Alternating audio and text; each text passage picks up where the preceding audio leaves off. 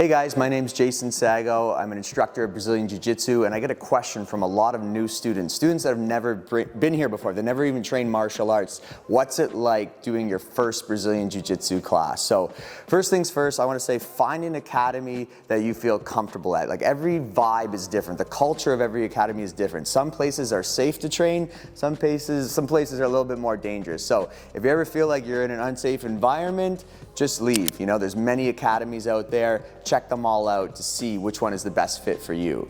Usually when you walk into the academy, first things first, you would greet the instructor or the front desk person, and then once the class begins, you're usually going to bow in. So when we bow in, we just bring our feet together, hands by our side. You start the class by warming up. Just kind of loosens your body up, warm up the muscles, a couple of different drills that we can do. So when you start the class in Brazilian Jiu-Jitsu, sometimes they have you doing what's called line drills. So we start all the way down on our back here. One of the first things we learn is how to shrimp. When you shrimp in Brazilian Jiu-Jitsu, it's teaching your body how to create space. So one leg's gonna be bent, one leg's gonna be straight.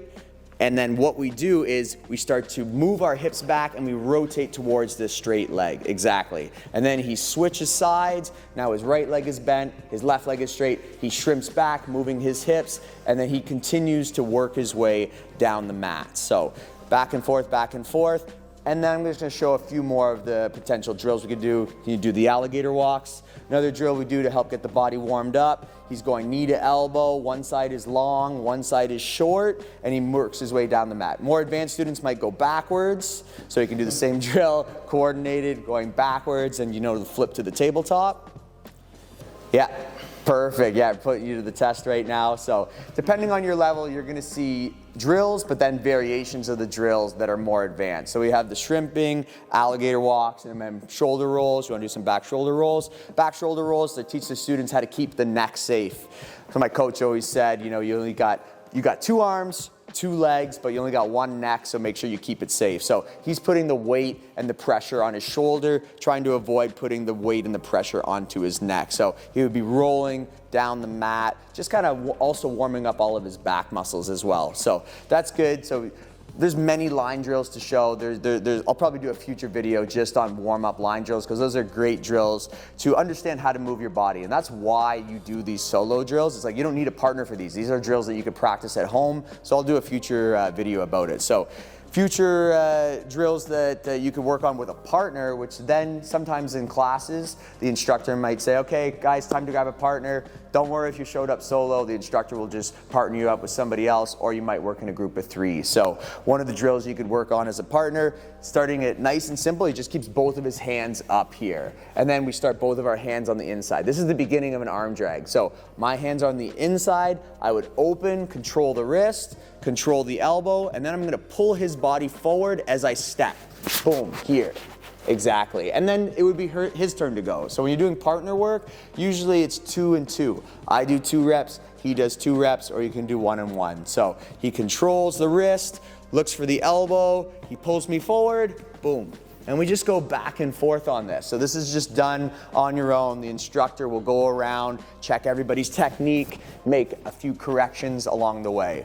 And then usually what happens is they link the drill that you did with your partner into the technique portion of the class. So the way the class format goes, usually you're gonna bow in, then you're gonna do 10, 15-minute warm-up, and now you're getting into the technique portion of the class. So for us, we're gonna do an arm drag, we're gonna hit the ground with the arm drag. So I'm gonna put all my body weight down, control, arm drag, and heavy, heavy, heavy. So we bring our opponent down to the ground. So we're in this position, the instructor would then continue on, what's the next step? So once you have them broken down, we have back exposure, we're gonna then advance our position. So we're gonna put our feet on the inside, our feet in Jiu-Jitsu, they're called our hooks. So we're just gonna put one hook in, then the other hook in, and then we wanna do what's called a seatbelt position. So we're going over, under. And then you could add additional details. For example, if we're trying to improve our position, we're gonna take our opponent's head, drive it down to the mat. I'm gonna reinforce it with a gable grip, and then we're gonna roll, pressure, pressure, pressure, and we end up here. Let's just switch to the other side so it's better angle for the camera. So we're in this position here. We're controlling the arm, and then we're gonna set up the finish. So I'm gonna walk my hands. Usually this is one of the first finishes you learn in class. It's called the rear naked choke. It's nice and safe. My elbow is in alignment with his throat, his esophagus. I control my own bicep, hand behind the head. I pinch my elbows together, and then I squeeze to get the finish here. So what you would do with your partner is you guys would go back and forth over the sequence. So if he were to do the same sequence on me, he starts with the arm drag, he gets back exposure, he improves his position, he gets his hooks in, and then he breaks me down, gets the finish in the rear naked choke. So from here, he does the arm drag, boom, breaks me down. Perfect. He improves his position, getting both of his hooks in. He could add the bar behind the head. It breaks me down even further. So we're just in this position now. The rear naked choke is being set up. He's got his elbow right underneath the chin. He's gonna then grab his bicep, lock it in. My voice is gonna go in about 3, 2, 1. Perfect. So that brings us to the next most important point, and that is knowing when to tap. So anytime that you feel you're in danger, whether it's with a joint lock, so a joint lock, for example, if he's lying on his back, joint locks can be done at the elbow, like a hinge joint, your elbow. It's only gonna go so far before it starts to get hyperextended, damaging the tendons and the ligaments. And as I start to extend it, he's got his free arm there. He could tap my shin, my leg. He taps it 1, 2, 3, multiple times. Ideally, it should be nice and hard. So if it's just like a soft tap, boom, I might not feel it, and then his arm can continue to get extended and potentially getting hurt. So make sure if you're gonna tap, you tap your partner to let them know. If his arm were to be tied up, he could also verbally tap, right? So anytime you're in a compromised position, you have to know when to tap. And this is how we get a lot of beginner students coming out where their ego gets the best of them sometimes and they don't want to tap. Because, tap, it's almost like signaling, yeah, you got me. But honestly, for joint locks especially, where you could, damage the tendons, the ligaments, I mean, you could be out for 6 to 8 weeks. It's not worth it. You have to get used to tapping in Brazilian Jiu-Jitsu. It's part of the learning process. And the great thing is when you tap, you bump hands, boom, and you start again. That's another thing. When you guys are starting to roll in Jiu-Jitsu, this is pretty much universal throughout all the gyms. It's called you slap, so open hand, bump, and then you roll. That's usually what happens. And when you're starting your rolling, now we're getting into the last portion of the class, which if you're just starting out, I would recommend you just watch. Because when you start sparring, you're not really sure what you're doing. You just found out about tapping. So watch a few people first, and then if you're feeling courageous, maybe see if somebody else would like to roll. So you can just go up to somebody and say, hey, do you want to roll? When you roll, usually one person is up, one person's down. So for example, if we're here and I start on my back, he starts up. He could start up standing, he could start on your knees, yeah, or you can start here. But we're never both fighting from the knees. Go on your knees.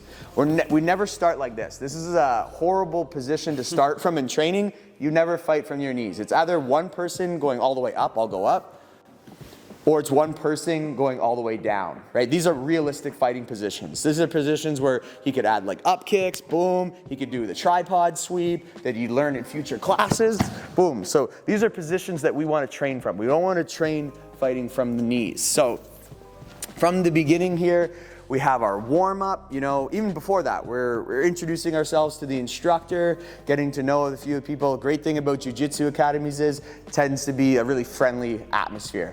If it's not a friendly atmosphere, you're probably at the wrong place. Keep going until you find that friendly atmosphere, somewhere where you feel welcome.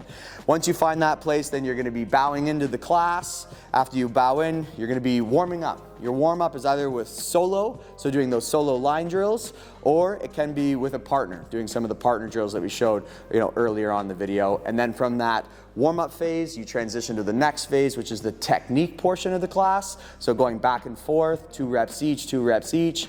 And then after the technique portion, usually the instructor will either decide to, okay, bow out, and if students need to leave, they leave.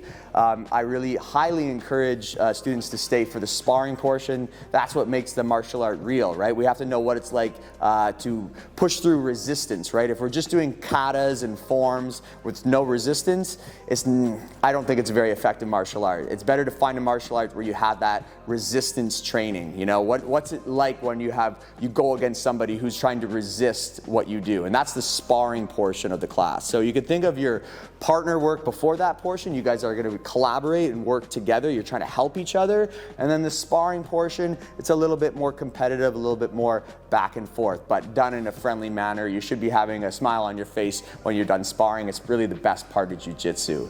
So just to wrap it all up, find a gym that you're comfortable at. It's got a good vibe, good atmosphere. The people should be friendly. People that are there to learn. They're there to get better. They're not there to hurt each other and like build the ego up, right? Find the gym that's right for you. Thanks for watching, guys, and I highly encourage you, go check out a jiu-jitsu gym in your local area.